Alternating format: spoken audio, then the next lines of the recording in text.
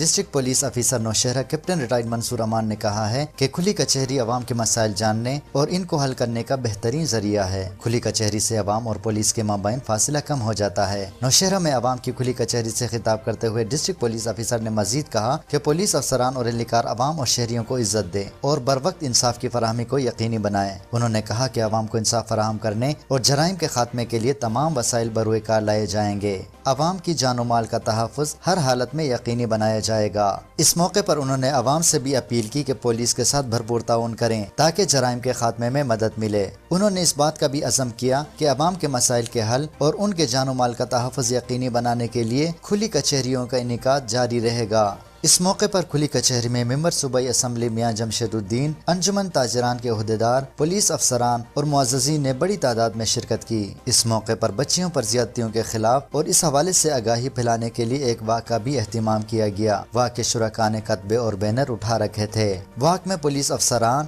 اہلکاروں اور معززین نے بڑی تعداد میں شرکت کی۔ نیاز علی، سٹی نیوز، نوشہرہ۔